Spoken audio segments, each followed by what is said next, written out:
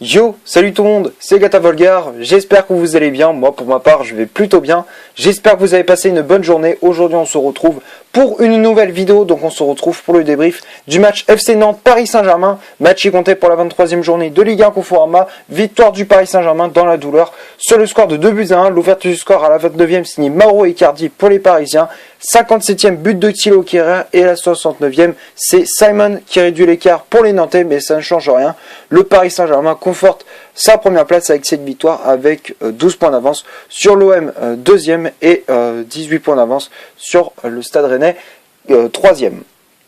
Voilà, donc pour en revenir au match face aux Nantais, voilà, pour débriefer ces 90 minutes, 45 premières minutes, bon, ça n'a pas été très simple pour les Parisiens de trouver la faille, voilà, donc c'était une première mi-temps assez équilibrée entre les deux équipes.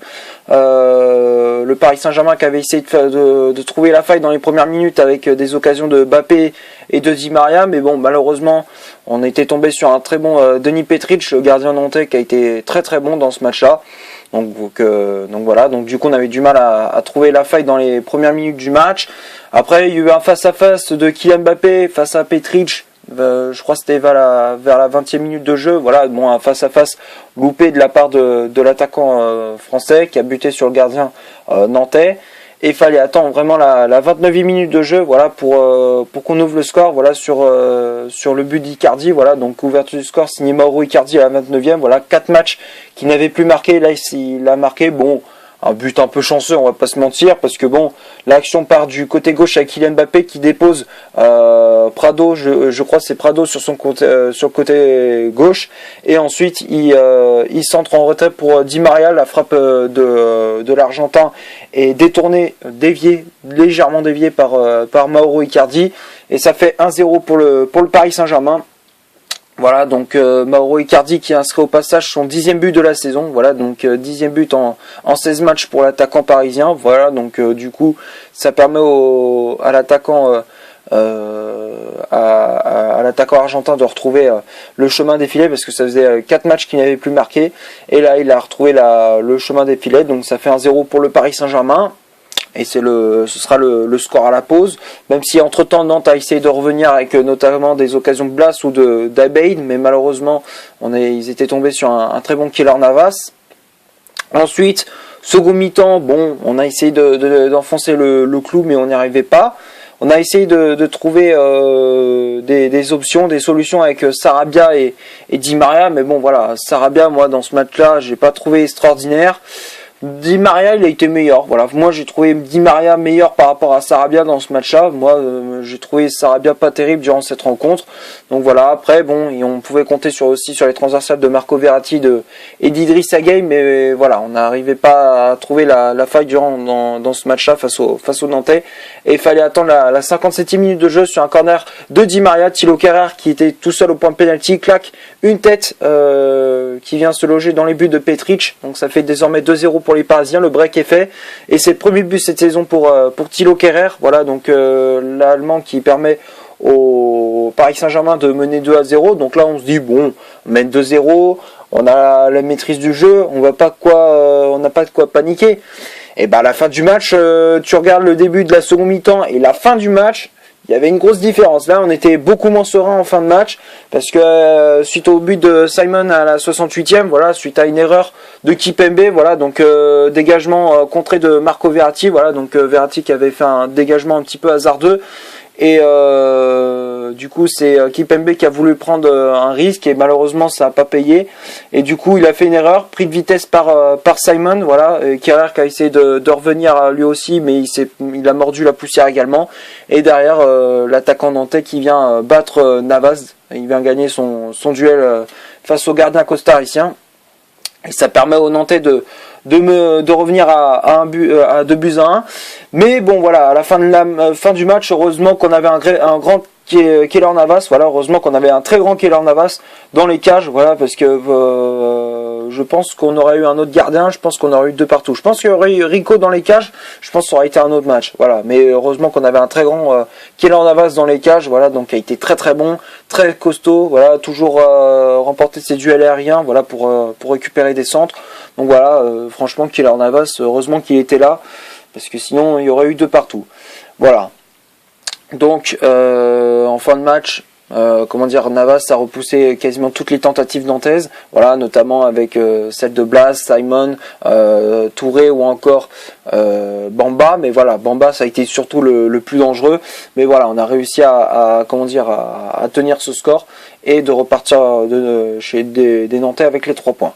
Voilà, donc on va passer maintenant à la composition d'équipe que Thomas Tuchel a aligné pour ce Nantes-Paris Saint-Germain. Donc ça a été un 4-4-2, voilà, donc on conserve toujours ce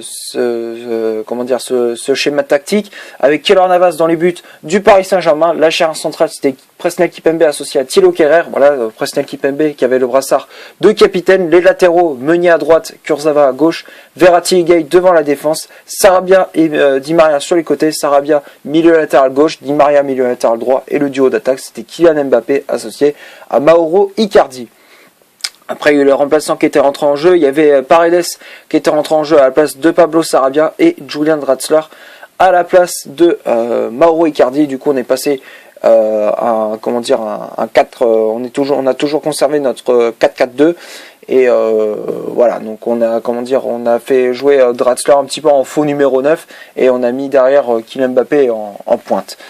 Voilà, donc voilà pour la composition d'équipe. J'aurais bien aimé voir Edinson Cavani dans ce match-là, voilà, donner un petit peu de temps de jeu pour qu'il se remette en forme justement, parce que le jour où par exemple Icardi se blesse juste avant le match contre le Borussia Dortmund en Ligue des Champions, ce sera un peu bête, et Cavani s'il n'est pas en grande forme, ça va pas être, ce sera pas la même chose. Voilà. Mais bon, comme je disais, j'aurais bien aimé voir Cavani rentrer en jeu à la place d'Mbappé justement, mais voilà, il va encore gueuler, il va encore grogner. Voilà, donc si c'est pour qu'il fasse la même chose que contre Montpellier, ça fait pas trop. Voilà, mais moi j'aurais bien aimé, comme je disais, que Cavani rentre en jeu à la place de Mbappé pour que on le conserve pour les matchs les plus importants. Voilà, donc on va passer maintenant aux statistiques de cette vidéo. Donc on va commencer par celle du FC Nantes. Les Nantais, c'est 34% de possession de balle, 4 corners, 12 tirs au total, donc 5 tirs cadrés, 2 positions hors jeu et 9 fautes commises. Donc tout ça c'est du côté des Nantais. Et côté parisien, c'est 66% de possession de balle, 7 corners, 14 tirs au total, dont 7 tirs cadrés. La moitié des tirs ont été cadrés. Une position hors jeu et 21 fautes commises. Donc tout ça c'est du côté du Paris Saint-Germain. Voilà, donc quand on regarde les statistiques, c'est vrai que en termes de physionomie du match, c'est vrai que ça a été équilibré. Voilà, donc on voit que Paris a eu la possession du ballon, même s'ils ont eu on voyait qu'en début du match Paris avait la maîtrise du jeu, et à partir du but où Nantes a marqué, à partir du moment où Nantes a marqué, ça a été un autre match. Donc du coup les Nantais les Parisiens ont été moins sereins, ils faisaient beaucoup de fautes. Donc voilà, ça a été quand même très très compliqué pour les Parisiens de garder la sérénité en fin de match. Voilà. Donc on va passer maintenant au top et au flop de cette vidéo. Donc on va commencer par Keylor Navas. Navas, très grand match. Voilà, super match de la part du gardien costaricien qui a repoussé toutes les tentatives nantaises.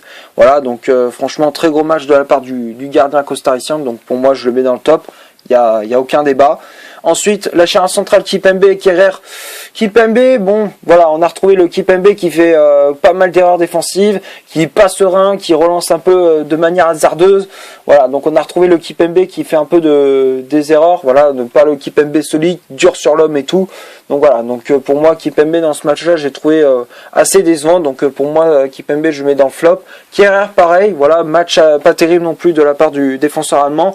Pas vraiment serein aussi dans ses relances. Dès qu'il avait le ballon, même s'il faisait des interventions propres, voilà, ça n'a pas toujours été le cas. Voilà, donc il n'a pas toujours été serein dans ses relances. Des fois, il faisait des têtes un petit peu hasardeuses aussi lorsqu'il était sur le duel, sur certains duels aériens avec Blas et Simon. Donc voilà, donc moi j'ai trouvé Kehrer plutôt en difficulté. Donc pour moi, Kehrer je le mets dans le flop, tout comme Kimpembe. Ensuite les latéraux, Kurzawa, Meunier. Kurzawa, bon, des hauts et des bas, voilà, des fois il fait un bon match, des fois il fait un match de merde. Là, dans ce match-là, bon, il a été un petit peu en difficulté aussi. Donc voilà, donc pour moi, Kurzawa, je le mets dans le flop. Meunier, très bon match, voilà, match assez correct de la part du latéral belge, même si défensivement c'est toujours pareil.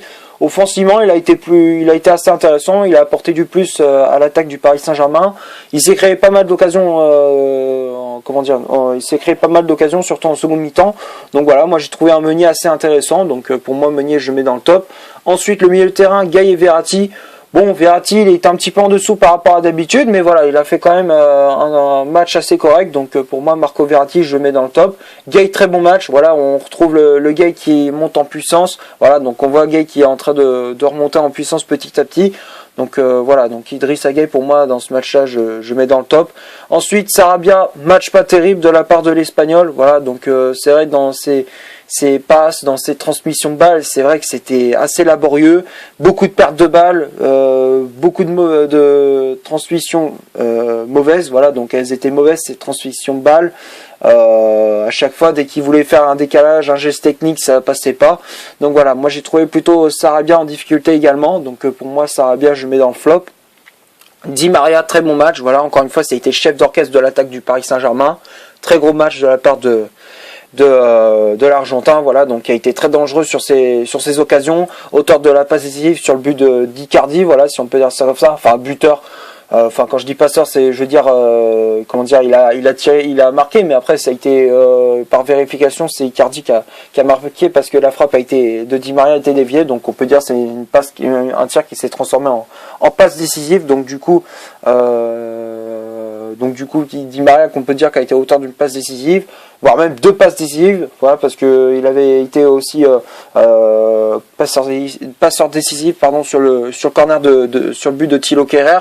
Donc voilà, donc Di Maria, très gros match aussi de la part de l'Argentin, donc pour moi je le mets dans le top. Et le duo d'attaque Mbappé-Icardi, voilà, très bon match de la part d'Icardi, voilà, donc il a encore une fois, il a été très dangereux devant les buts de Petric. Mbappé pareil, voilà, donc rien à dire pour le duo d'attaque. Donc pour moi les deux je les mets dans le top, et les remplaçants pardon, Paredes et Draxler, les deux je les mets dans le top aussi. Ils ont apporté un peu plus de solidité au milieu de terrain. Et Draxler, bon, même si on l'a pas trop vu, il a fait quand même pas mal de replis défensifs, il a été correct, donc pour moi Draxler je mets dans le top. Voilà, donc pour moi les soft flops durant cette rencontre sont pour moi Kimpembe, Kehrer, Kurzawa et Pablo Sarabia. Voilà, donc c'est tout ce que j'avais à dire pour ce FC Nantes Paris Saint-Germain. J'espère que la vidéo vous aura plu. Si c'est le cas, vous laissez un énorme like. Tu cliques ici pour t'abonner pour rien rater de mes vidéos. Tu cliques ici pour en voir une autre si tu le souhaites.